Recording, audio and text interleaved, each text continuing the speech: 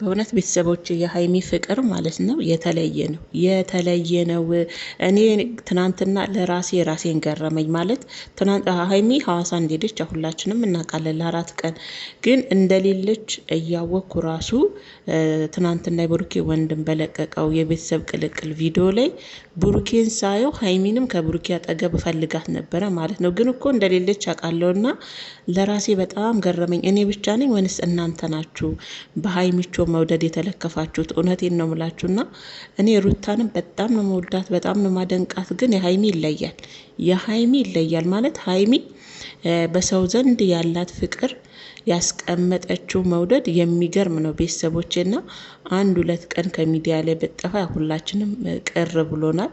እኔማ በቃ አትጠይቁኝ። እውነት ማለት ቪዲዮ ላይ እንዴት ሰው መሄዷን እያወቅኩኝ ሐዋሳ መሄዷን እያወቅኩኝ እንዴት ሰው ብሩኬን ሳይ እሷን ፈልጋለሁ ቪዲዮ ላይ ማለት ነው። ለራሴ ራሱ ግራ እስከሚገባኝና የሀይሚ መውደድ በመዳም ቅመሞች ጋር ሀይሚ በጣም ትልቅ ቦታ አገኘች ልጅ ናት።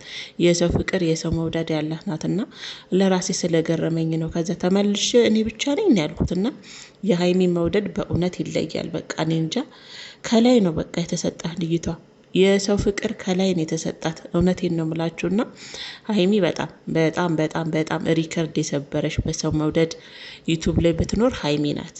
እኔ ሩታንም በጣም ነው መወዳት ማደንቃት። ግን የሀይሚ ከትልቅ ሰው እስከ ልጅ ቦታ አግኝታለች በሰው ልብ ውስጥ እና በራሴ ስለታዘብኩ ነውና በጣም ገረመኝ ቤተሰቦቼ ማለት ነው። ሀይሚዬ እኔ ቆንጆ በሰላም ትመለስልን። እኛ እንደዚህ ከሆነን ደግሞ አስቡት ብሩኬ እንዴት እንደሚሆን። ያው ሰው መላመድ ከባድ ነው አይደል? የምትወዱትን ሰው በተለይ ለአንድ ቀን እንኳን ከጎናችሁ ባታጡ ደስ ይላችኋልና በዚህ አይነት ብሩኬን አስቡት እንግዲህ ምን አለ እንደሚደብረው። ሀይሚ እኮ ኩርፊያዋ ራሱ ይናፍቃል።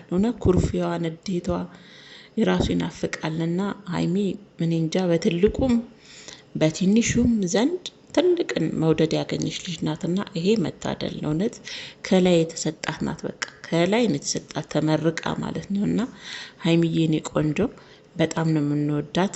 አድናቂዎቿ ብዙ ናቸው።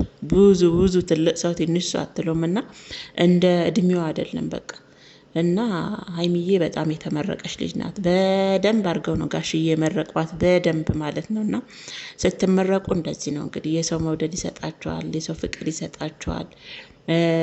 የሆነ ሰዓት ስጠፉ ፈላጊያችሁ ይበዛልና ሀይሚን እኔ ትናንትና ቤተሰቦቼ ራሴን ታዘብኩት። እውነት ራሴን ታዘብኩት። እንዴ እንደሌለች ሰው እያወቀ ቪዲዮ ላይ መፈለግ እንዴ! እኔ ብቻ ሳይሆን ብሩኬም ይሄኔ እንደሌለች እኮ እያወቀ እየፈለጋት ነው። እና እውነቴን ነው ብላችሁና ራሴን ታዘብኩት። ሀይሚ እድለኛ ናት እውነት በአንድ ጊዜ። እኔ እኮ በነገራችን ላይ ሀይሚ እኮ ወዲያው ነው ወደ ዩቱብ ስትመጣ ወዲያው ነው ተቀባይነትን ያገኘችው። በነገራችን ነው ወዲያው ማለት ነው። እና የምትገርም ልጅ ናት።